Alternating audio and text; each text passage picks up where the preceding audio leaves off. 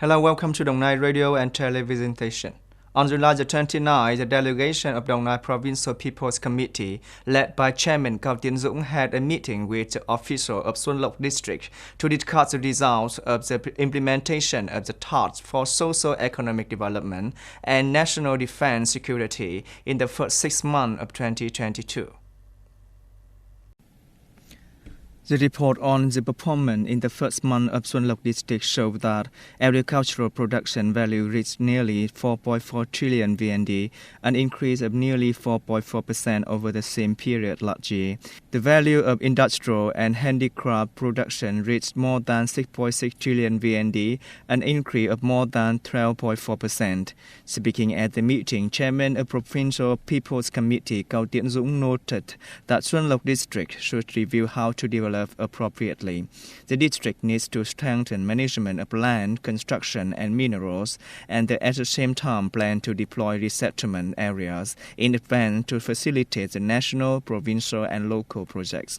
Thereby, the resettlement will be implemented quickly so that the projects will be finished on time. Recently released data from the General Statistics Office show that Vietnam's Consumer Price Index CPI in July increased by 0.4% compared to the previous month. According to the General Statistics Office, in July, out of 11 main groups of goods and services, the prices of 10 groups have increased compared to the previous month. Particularly, the traffic price index in July 2022 decreased by 2.85% compared to the previous month, making the overall CPI decrease by 0.28%. Among 10 commodity groups that increased in price, food and catering services accounted for a large proportion. In July 2020, food prices such as rice, noodles, pork, oil, vegetable, and the cost of eating out for families have increased compared to the previous month. In addition, the fields of cultural entertainment and tourism services, along with housing and construction materials, have also contributed to the increase of CPI in July. In general, in the first 7 months of the year, CPI increased by 2.54% compared to the same period in 2021, in which increase in petrol price was the main reason. In the first 7 months of 2022, Vietnam had 133,700 newly registered enterprises and businesses returned to operation, up 26.8% over the same period last year. On average, there are 19,100 newly established and reopened enterprises per month. According to data from the Ministry of Planning and Investment, by July, the whole country had nearly 13,200 newly established enterprises, decreasing 0.7% from the previous month, but increasing by 50.7% over the same period last year. In general, in the first 6 months of 2022, the whole country had 133,700 newly registered enterprises and recovered businesses, an increase of 26.8% over the same period last year.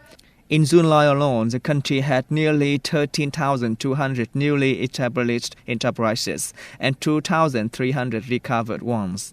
It is a positive signal of the economy in the new more normal period after the COVID-19 pandemic. Chinese state media quoted the government's announcement as saying that only on July 30, Beijing will conduct exercises in Taiwan State.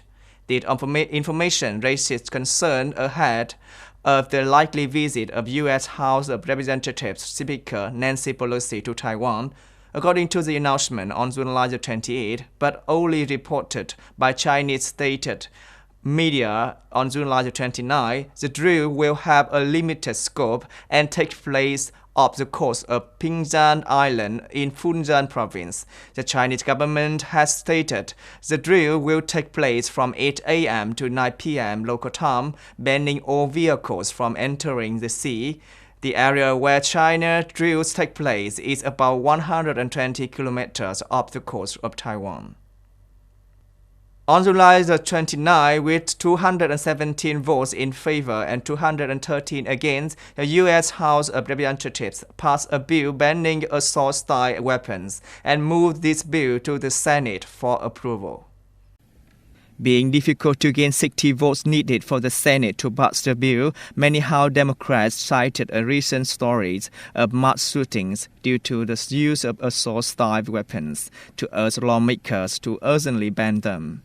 The U.S. also banned assault-style weapons in 1994, but the ban expired 10 years later. That's all we have for today. Thanks for watching and see you next time.